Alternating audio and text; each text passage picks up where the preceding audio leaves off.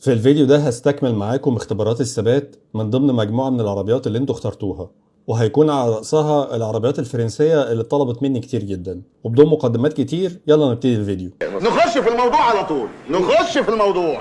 أول عربية معانا هي فورد فوكس موديل 23.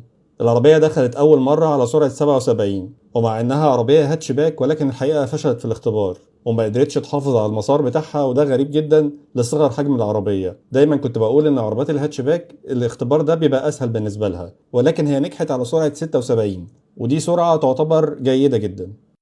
العربية اللي معانا بعد كده سيات أرونا موديل 2020. دخلت الاختبار أول مرة على سرعة 81، ودي سرعة عالية جدا، ولكن الحقيقة إن هي قدرت فعلا إنها تعدي. والحقيقة ده ما كانش متوقع من الأرونا إطلاقا. كنت متوقع على الأقل إنها ممكن تعدي ولكن على سرعة أقل من كده. وبنشوف بالتصوير البطيء إن فعلا العربية الكنترول بتاعها عالي جدا، ومع إن في ميل في البدن أو بادي رول بس برضو العربية قدرت تعدي التراك. العربية اللي معانا بعد كده اوبل موكا موديل 2021. العربية دخلت أول مرة على سرعة 78، بس الحقيقة إن هي بهدلت الدنيا وخبطت في أكتر من قمع. بعد كده دخلت على سرعة 76 وقدرت تعدي، ودي سرعة جيدة جدا برضو. العربية اللي معانا بعد كده مازدا سي اكس 60 موديل 23.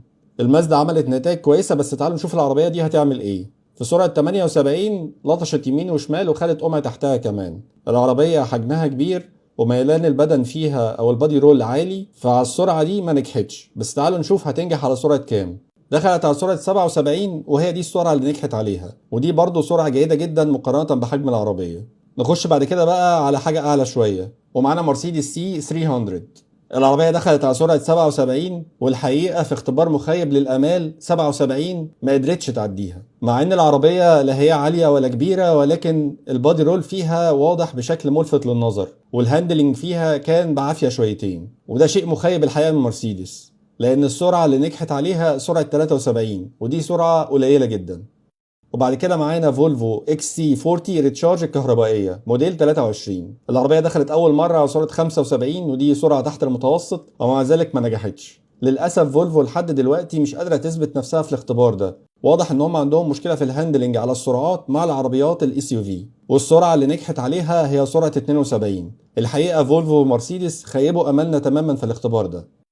العربية اللي بعد كده هيونداي بايون موديل 21. هيونداي عملت نتائج كويسة لحد دلوقتي، والمرة دي العربية دخلت على سرعة 80 في ثقة زايدة، ولكن الثقة دي ما كانتش في محلها، والسرعة اللي قدرت تنجح عليها هي سرعة 75، وخرجت على سرعة 38، ودي سرعة تحت المتوسط. نخش بعد كده على الفرنساوي، ومعانا البيجو 508 اللي طلبت مني كتير جدا. العربية دخلت على سرعة 77، ودي السرعة الايديال للاختبار ده ونجحت فيه، وبعد كده زودوا السرعة ل 80 وبرضه نجحت فيها.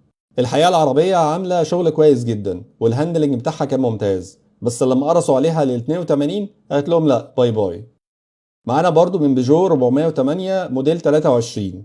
العربية دخلت أول مرة على سرعة 73، ومع إن السرعة قليلة جدا ولكن كانت مرجحة رايحة يمين وشمال، هاندلنج في الشلاحات وبادي رول عالي.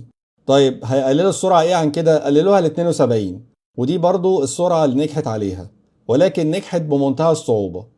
نيجي بعد كده للداتشيا داستر أو رينو داستر في بعض البلاد. والحقيقة إن العربية دي في الاختبارات اللي فاتت كانت المادة الخام للمرجحة. تعالوا نشوف بقى في موديل 23 هتعمل إيه. العربية دخلت على سرعة 76 وكانت بتتنطط أكنها ضربة كمية برشام مختلفة.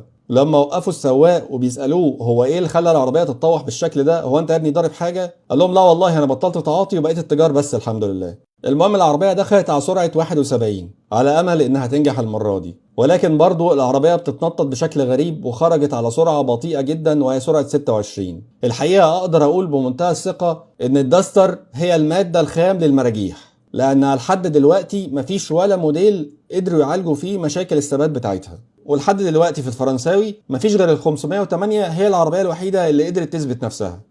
وتعالوا بقى نرجع للصنع الألماني تاني، ومعانا بي ام دبليو اي اكس 1 موديل 23. العربية دخلت أول مرة على سرعة 77، ودي السرعة العادية للاختبار، ولكن لطشت لها قمعين، يعني ما نجحتش على السرعة دي. العربية مع إنها من عربيات بي ام دبليو اللي المفترض إن هي مشهورة بالثبات، ولكن مع حجم العربية والبادي رول اللي كان فيها ده الهاندلنج فيها ما كانش أحسن حاجة. دخلت بعد كده على سرعة 74، ودي السرعة اللي قدرت تنجح عليها. كنت متوقع الحقيقة أفضل من كده من بي ام دبليو، ومع إنها عربية اس يو في، بس أنا بقول كده عشان الاختبار اللي جاي هيثبت اثبت لنا ان مش كل الاس يو في مشاكل.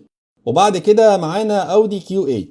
العربيه دخلت على 77، لطشت لها قمعين وهي ماشيه، فيعتبر الاختبار ده فاشل. فقرصوا عليها بقى، افترى الحقيقه. خشي على 79، وعلى 79 نجحت. وهو ده الفرق ما بين العربيه بتاعت بي ام دبليو وعربيه اودي. الاتنين عربيات كبار في الحجم، ولكن اودي تفوقت في الثبات، وده بناء على الاختبار اللي احنا بنشوفه، عشان الجماعه محبي بي ام دبليو ما يتخيلوش ان ده رايي الشخصي. اغلب عربيات اودي اللي دخلت في الاختبار ده لحد دلوقتي حققت نتائج هايله جدا. في ناس طلبوا مني عربيات سوبر كارز، وعشان كده جايب لكم عربيتين. العربيه الاولانيه تويوتا جي ار سوبرا موديل 2019، دخلت اول مره على سرعه 80، حاجه كده تليق بمقامها، ولكن الحقيقه ان هي ما نجحتش. العربيه مع ان مفيش بادي رول فيها ملحوظ قوي، ولكن الهاندلنج فيها ما كانش احسن حاجه. هل دي افضل نتيجه ممكن تحققها؟ الحقيقه ان هي نجحت على سرعه 77، نتيجه جيده جدا، ولكن انا كنت متوقع نتيجه ممتازه من السوبرا. اخر عربيه معانا هي بورشه 911 تيربو اس 2016. الحقيقه ان هي عربيه قديمه، ولكن زي ما احنا شايفين كده على سرعه 80 اول مره تخش نجحت بمنتهى البساطه. بورش ما نقدرش نتكلم عن الثبات فيها اطلاقا، عربيات بتقدم اداء خيالي. دخلوها بقى على سرعه 82. الحقيقه ان هي لطشت قمع وهي داخله، ولكن ده كان عيب سواق، لان العربيه كملت التراك بتاعها بدون اي مشكله، وعلى سرعه عاليه جدا قدرت تكمل الاختبار. حتى لو افترضنا ان هي فشلت على سرعه 82، فيكفيها ان هي نجحت على سرعه 80. وفي حاجه اخيره عايز اقولها، انه مش عشان موديل معين من براند معين فشل ان البراند كله فاشل. لا، في عربيات كتير جدا ممكن تفشل، ولكن عربيات تانية من نفس الصانع ممكن تأدي أداء خيالي، لأن مش كل العربيات قايمة على نفس الهندسة ونفس التكنولوجيا ونفس الاستثمارات. بكده نكون وصلنا لنهاية الاختبارات دي. حاولت فيها ان انا البي طلباتكم من حيث العربيات اللي انتوا عايزين تشوفوها، ولو في عربيات انا ما عرضتهاش المره دي اكتبوا لي ايه العربيات اللي محتاجين تشوفوها المره الجايه، وان شاء الله نبقى نعرضها.